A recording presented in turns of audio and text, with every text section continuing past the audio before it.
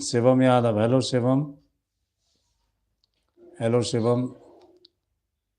तो अजय यादव, समस्या सेंटेंस की है, जो टेंस जो पढ़ाए जाते हैं, तो मैं बताना चाहूँगा टेंस को सीखने से पहले कुछ चीज़ें होती हैं, उन पे काम करो, उनको सीखो। समझ लेना, पहला तो आर्टिकल की जानकारी प्रॉपर तरीके से रखो, आर्टिकल का यूज़ रखो। आर्टिकल जो होते हैं हमारे, ठीक है, आर्टिकल 3 होते हैं, आ, एन और द। उनको समझो, उनका प्रॉपर यूज़ समझो, कहाँ पे उसका यूज़ किया जाता है। दूसरा, जो हमारा एक टॉपिक है सेंटेंस का, सेंटेंस को समझो, पार्ट्स ऑफ सेंटेंस समझो, ठीक है, पार्ट्स ऑफ सेंटेंस, सेंटेंस के जो जो मतलब भाग होते हैं, ठीक है ना, को समझिए।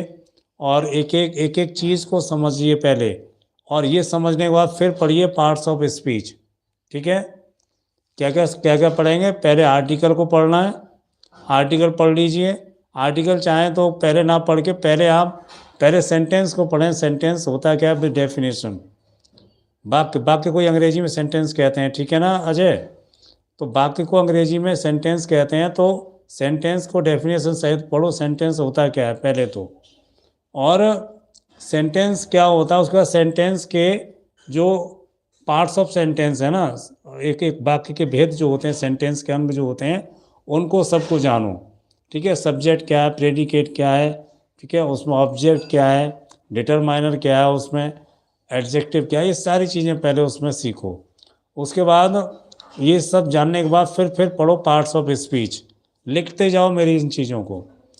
फिर पढ़ो पार्ट्स ऑफ स्पीच, और पार्ट्स ऑफ स्पीच जब पढ़ो तभी आर्टिकल पढ़ लेना, ठीक है। या तो पार्ट्स ऑफ स्पीच शुरू करने से पहले आर्टिकल पढ़ लेना, और या फिर पार्ट्स ऑफ स्पीच शुरू करने से पहले आर्टिकल पढ़ो, ठीक है। आर्टिकल पढ़ने के बाद पार्ट्स ऑफ स्पीच पढ़ो। पार्ट्स ऑफ स्पीच जो हमारे 8 हैं ना, उनको अगर बेटा सही से पढ़ लिया तुमने, ठीक है, और उधर हमारे सेंटेंस वगैरह सब हो गए, उधर पार्ट्स ऑफ स्पीच को सही से पढ़ लिया, और तो सेंटेंस को, पहली चीज़ तो सेंटेंस समझ में आने लगेंगे।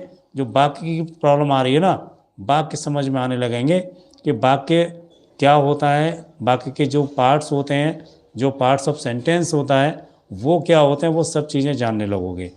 जब एक एक चीज़ को हम इतना जानने लगेंगे तो फिर मैं नहीं समझता कि कोई प्रॉब्लम आएगी।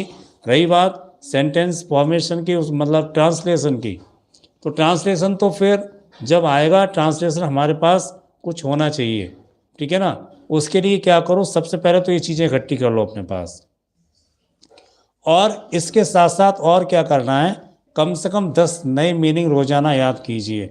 Word meaning, English word meaning 10 नए रोजाना याद कीजिए कम से कम, ठीक है।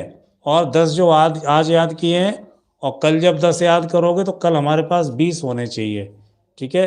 10 रोजाना याद करने का मतलब है कि एक महीने में हमारे पास 300 नए वर्ड मीनिंग होंगे। हमारे पास कितना स्टोरेज होगा, 300 वर्ड मीनिंग का। ऐसा नहीं है कि जो हमने आज याद कर लिए